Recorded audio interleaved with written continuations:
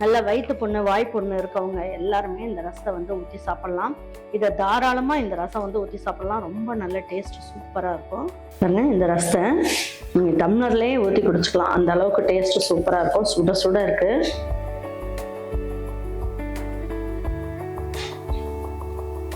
நல்ல ஜம்முன்னு சூப்பராக இருக்கு. நான் சொன்ன மாதிரி செய்யுங்க, வேற லெவலில் இருக்கும். தேங்காய் பால் உடம்புக்கு ரொம்ப நல்லது. அது வந்து வெறும் இடியாப்பத்துக்கு அந்த மாதிரிலாம் தான் மட்டும்தான் நம்ம வந்து ரசம், அதாவது இடியாப்பத்துக்கு இதுக்கெல்லாம் தான் பால் புழிஞ்சு நம்ம போட்டு சாப்பிடுவோம், இல்லைன்னா புலாவுக்கு போட்டு சாப்பிடுவோம். ஆனால் இன்னைக்கு ரசத்தில் போட்டு நம்ம சாப்பிட போகிறோம். ரொம்ப நல்ல டேஸ்ட்டாக இருக்கும். அதை சாப்பிட்றதுக்கே எவ்வளோ நீங்கள் ஊற்றி சாப்பிட்டாலும் அப்படியே இழுத்துக்கிட்டே இருக்கும் சாதம். ரொம்ப நல்ல டேஸ்ட்டாக இருக்கும். வாங்க எப்படி ஈஸியாக நல்ல டேஸ்ட்டாக எப்படி செய்யலாம் அப்படிங்கிறத வீடியோக்குள்ளே போய் பார்ப்போம். பாருங்க, இன்னைக்கு நான் ரசம் வைக்கிறதுக்கு என்னென்ன போட போகிறேன் அப்படின்னு பார்த்தீங்கன்னா, இதுக்கு வந்து அரை மூடி அளவுக்கு தேங்காய் எடுத்து தேங்காய் பால் எடுத்து வச்சுருக்கேன். புளி அப்படின்னு பார்த்தீங்கன்னா ஒரு பெரிய நெல்லிக்காய் அளவுக்கு புளியை நல்லா ஊற வச்சு எடுத்து வச்சுருக்கேன். பாருங்க, டேபிள் ஸ்பூனில் நம்ம என்ன பண்ண போகிறோம், 3/4 ஸ்பூன் அளவுக்கு ஜீரகம் போட்டுக்கோங்க. அரை ஸ்பூன் அளவுக்கு மிளகு எடுத்துக்கலாம். எடுத்துட்டு இதுலேயே கொஞ்சமாக வெந்தயம் சேர்த்துக்கலாம். பாருங்க, இதுலேயே குருணை பெருங்காயம் வச்சுருக்கேன். இது ஒரு 1/4 ஸ்பூனோட கம்மியாக போட்டுக்கோங்க. இதுலேயே ஒரே ஒரு காஷ்மீரி சில்லி எடுத்திருக்கேன், இதையும் சேர்த்துக்கலாம். இதை மட்டும் நம்ம வந்து பல்ஸில் போட்டு எடுத்துட்டு வந்துடுவோம். பாருங்க, இதில் ஒரு 5 சின்ன வெங்காயம் எடுத்துக்கலாம். இதையும் தட்டிக்கலாம்.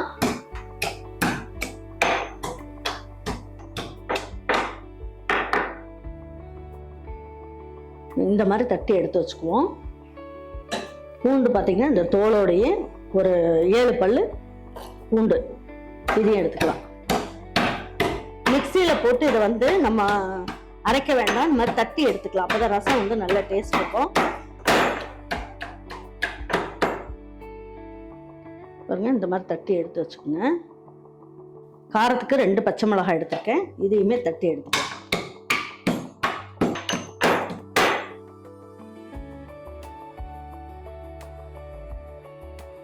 இதிலே கொஞ்சமாக கொத்தமல்லி, கருவேப்பிலை இலை எல்லாமே போட்டு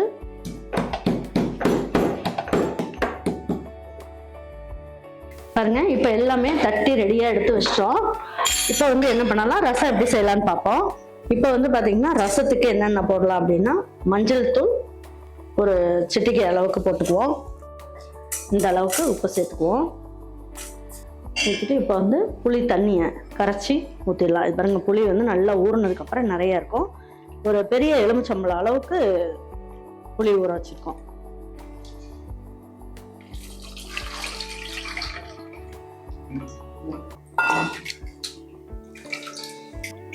தேங்காய் பாலும் இருக்கிறதுனால இந்த அளவுக்கு புளியும் போடணும், இல்லைன்னா வந்து உங்களுக்கு சப்புன்னு இருக்கும்.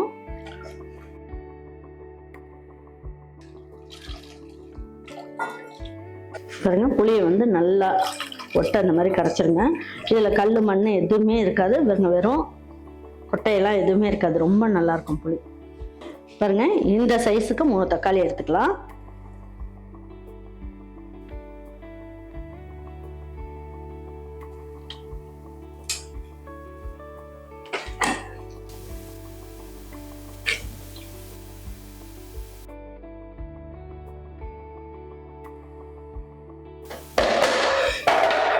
இப்போ நுணுக்கி வச்ச மிளகு, ஜீரகம், காஞ்ச மிளகாய், பெருங்காயம் நுணுக்கி வச்சது இதில் சேர்த்துடலாம்.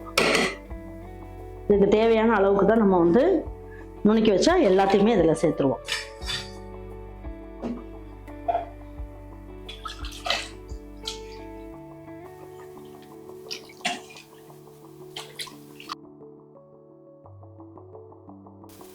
உங்களுக்கு எந்த அளவுக்கு தண்ணி வேணுமோ ஊற்றிக்கோங்க. அதுக்கப்புறம் மீதி இருக்கிறதுக்கு நம்ம வந்து தேங்காய் பாலும் ஊற்றுவோம். அதனால உங்களுக்கு தேவையான அளவுக்கு மட்டும் இதில் ஊற்றிடுங்க.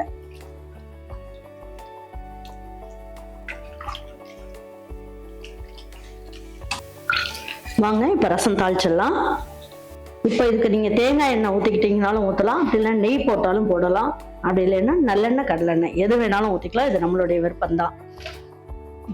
ஒரு 1/4 ஸ்பூன் அளவுக்கு கடுகு, ஜீரகம் ஒரு பிஞ்ச் அளவுக்கு போட்டுக்கோங்க. நல்லா மணமாக இருக்கும். இது நல்லா பொரிஞ்ச உடனே அந்த பச்சை மிளகாயும் காஞ்ச மிளகாயும் போட்டுருங்க. போட்டுட்டு இந்த வெங்காயத்தை சேருங்க. சேர்த்துட்டு அதுக்கப்புறமா இந்த பூண்டையும் போடுங்க. போட்டு இந்த கருவேப்பிலை கொத்தமல்லி இதையும் போட்டு நல்லா ஒரு வதக்கு வதக்கணும். லேசாக ஒரு வதக்கு வதக்கணும். வதக்கிட்டு இது ஒரு மனம் நல்லா சூப்பராக கிடைக்கும். ரொம்ப வதக்கிடக்கூடாது, லேசாக வதக்கினீங்கன்னா போதும். இப்போ இந்த ரசத்தை எடுத்து இதில் ஊற்றிடணும்.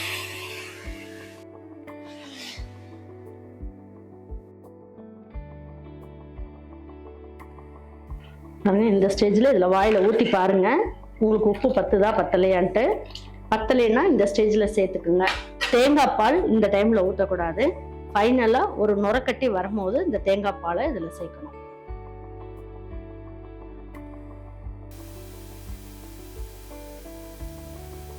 பாருங்க, இப்போ நல்லா கொதி வர ஆரம்பிச்சிருச்சு. இப்போ இந்த டைமில் என்ன பண்ணலாம், அரை மூடி தேங்காயில் ஒரு 150 ml தண்ணி ஊற்றி பால் எடுத்துருக்கோம். இந்த பாலை இந்த டைமில் ஊற்றலாம். தேங்காய் பால் இதில் ஊற்றிடலாம். போட்டதுக்கப்புறம் இந்த பால் ஊற்றுனதுக்கப்புறம் நம்ம வந்து கொதிக்க வைக்கக்கூடாது. நல்லா இந்த மாதிரி கலந்து விடுங்க. அப்போதான் கொதி வராமல் நல்லாயிருக்கும். நல்லா வயிற்று புண்ணு வாய் புண்ணு இருக்கவங்க எல்லாருமே இந்த ரசத்தை வந்து ஊற்றி சாப்பிட்லாம். இதை தாராளமாக இந்த ரசம் வந்து ஊற்றி சாப்பிட்லாம். ரொம்ப நல்ல டேஸ்ட் சூப்பராக இருக்கும்.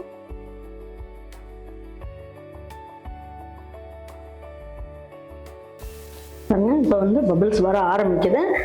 தேங்காய் பால் ஊற்றிட்டு கொதிக்கக்கூடாது. கொதிச்சுது அப்படின்னா நீத்து போன மாதிரி ஆயிரும். அதனால வந்து ஒரு வாட்டி கலந்து விடுங்க.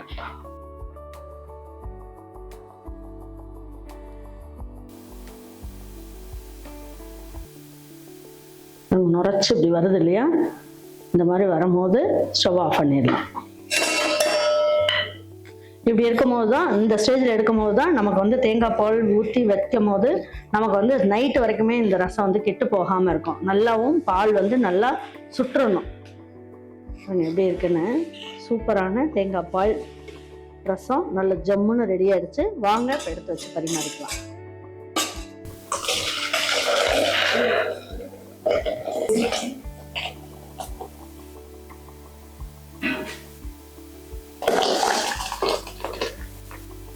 கண்டிப்பாக நீங்கள் ட்ரை பண்ணுங்கள். ட்ரை பண்ணிங்கன்னா ரசம் பிடிக்காது அப்படின்றவங்க கூட நல்லா விரும்பி சாப்பிடுவாங்க. அந்த அளவுக்கு டேஸ்ட் வந்து வேறு லெவலில் இருக்கும். இது சாயந்தரம் வரைக்கும் உங்களுக்கு கெட்டு போகாமல் இருக்கணும்னா நான் எந்த ஸ்டேஜில் இந்த பால் ஊற்றணும்னோ அந்த மாதிரி நீங்கள் ஊற்றுங்க. ரொம்ப நல்ல டேஸ்ட் அருமையாக இருக்கும். கண்டிப்பாக உங்கள் வீட்டில் இருக்கவங்களுக்கு இந்த ரசம் பிடிக்கும்னு நினைக்கிறேன். பிடிச்சிருந்ததுன்னா லைக் பண்ணுங்கள், ஷேர் பண்ணுங்கள், சப்ஸ்கிரைப் பண்ணுங்கள், மறந்துடாமல் கமெண்ட்ஸ் பண்ணுங்கள். தேங்க்யூ ஃபார் வாட்சிங் ஈரோட மச்சி சமையல். தேங்க்யூ.